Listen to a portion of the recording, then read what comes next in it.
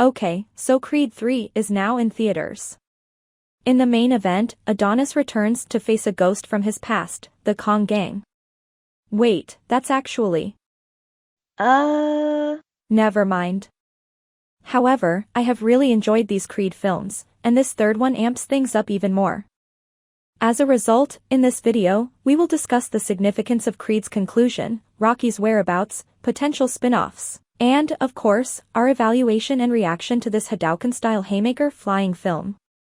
I'm Jared, your featherweight host, and there are a lot of big spoilers in this heavyweight matchup. So, thank you very much for clicking this. Let's get started on Creed 3, Dukes. Okay, so Creed 3 picks up years after Creed 2 did. Adonis has settled into a more family-oriented, career-focused retirement lifestyle. Taking a page from Rocky 3, he has not fought in the ring in roughly 3 years and has instead focused on training the best upcoming boxers in his gym, and scheduling the biggest prize fights.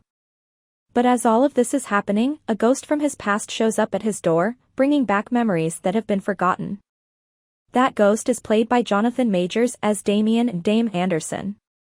In the past, they shared a boys' home, and Damien was a rising star in amateur boxing leagues.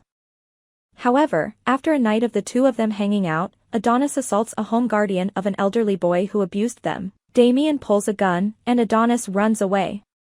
Damien takes the heat and is sentenced to 18 years in prison.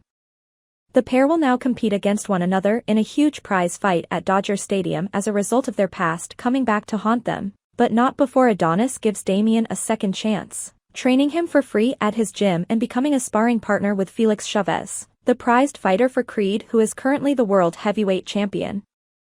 But all of this was part of Dame's plan. He planned to attack Victor Drago, who was supposed to fight Chavez, take his place in the fight because of urgent scheduling, beat Drago mercilessly in the ring, and become the heavyweight champion almost immediately. Traditional nepotism. Ideology realizes he should make appropriate for his wrongs, so he resigns from retirement, bouncing back. In the ring, openly testing Lady for the title. Now, the entire narrative, and especially the conclusion, deals with trauma from the past, regrets, grudges, broken relationships, living in the past, overcoming those obstacles, and forgiveness. Creed is dealing with the haunting memory of that night a long time ago, when Damien essentially used him and his mother, who kept the letters Damien had written Creed all those years ago hidden. A lot like The Notebook. However, one of the most moving scenes is when Creed's mother dies from a stroke. Even in her final moments, she goes so far as to forgive Apollo and Adonis, which inspires Creed to do the same. Concerning Damien, he is managing the reality his life and dream was looted from him, and despite the fact that he doesn't realize Statement of Faith never accepted his letters, he holds that against him in their last session with each other. Jordan uses some of his anime influences in this final 12-round boxing match to show how, despite the fact that this is a fight between two giants, each is facing their own internal struggles and problems. As a result, this fight stands out from the typical boxing match. The struggle Damien went through while imagining it for Creed is when prison bars are on one side of the ring. The same is true for Creed. When he punches Damien, he imagines him as a pillow, a reference to the boy's childhood home, where he was abused. Therefore, Jordan's ability to frame this final fight in a variety of different ways, allowing it to become unique to each character, is very intriguing. With less than a minute remaining in the 12th round, Creed effectively gets a second, third, and ninth wind while thinking of his mother, defeating Damien. Creed goes on to become the best boxer of all time and the current heavyweight champion once more. Therefore, it shouldn't come as too much of a surprise for a story about an underdog. However, the ending honestly resembles the deleted Creed 2 dialogue with Victor in the locker room. Naturally, Creed and Damien are in these positions this time, and the two have finally forgiven one another for everything they've been through. Damien is shown as someone who might make a comeback in the franchise, and it is a serene and moving final scene for the two. Now, does Creed 3 have any post-credits scenes that hint at the champ's future? Like, does Blanca from Street Fighter come out, electrify Creed, and tear apart his vehicle?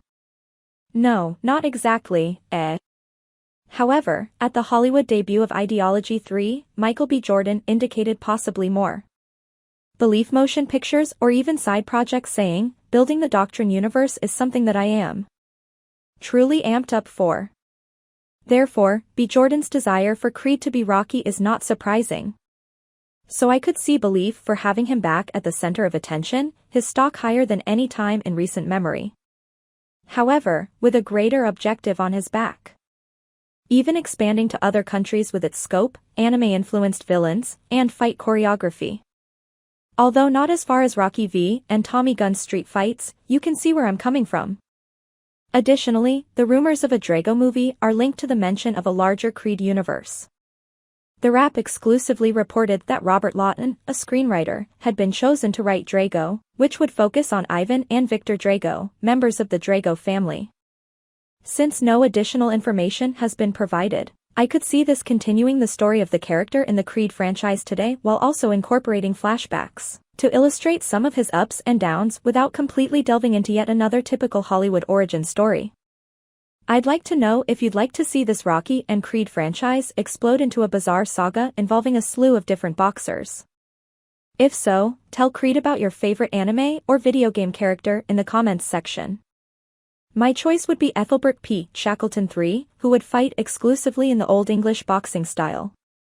Rocky's absence from the movie was one of the most felt ones. "Oh, Rocky, where are you?" Stallone is absent from the scene. Although his name is mentioned in passing a few times, some scenes seem to require his essence. However, the audience is never fully informed of his whereabouts, status, or anything else. The reason why the creator of this character and franchise is absent is somewhat muddled behind the scenes.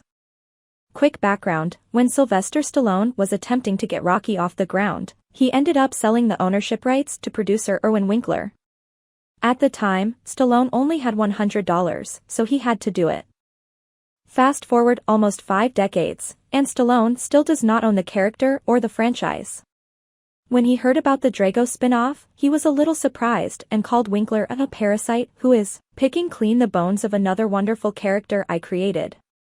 In a recent SiriusXM interview, Stallone said that he's had a rough emotional ride leaving the Creed franchise, but that he won't support any new Creed movies as long as producer Irwin Winkler is involved. Therefore, it's possible that Rocky will finally ascend those Philadelphia Museum of Art stairs in Creed 4 to the cheers of all present. However, I did thoroughly enjoy Creed 3. Yes, the story beats jumping to exactly what and where you expected them to go make it predictable. Yes, sort of, but I don't think this needed to look deeply inside the character. However, it breaks into some incredible imagery and subtext of past injury, laments, feelings of resentment, cracked connections, and living in the past in the last battle among Ideology and Lady.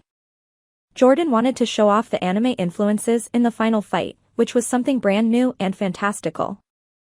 Sincerely, that was effective for me. The debut vision of Michael B. Jordan as director gives it the impression of having its own style and identity, but it's more than just another boxing movie. Similar to 2015's The Gift, it has elements of a revenge thriller. Jonathan Majors absolutely nails the dramatic scenes and is a complete monster in the physical ones. After 12 rounds, Creed 3 received a 7 out of 10 on my scorecard. It has everything Rocky and Creed fans are looking for, and the fight choreography evolves enough to feel new. Like a really cool slowdown, body parts are analyzed and targeted in a way that feels like a video game. But I thought the pacing was really off between Acts 2 and 3, and I was hoping for more explosive boxing.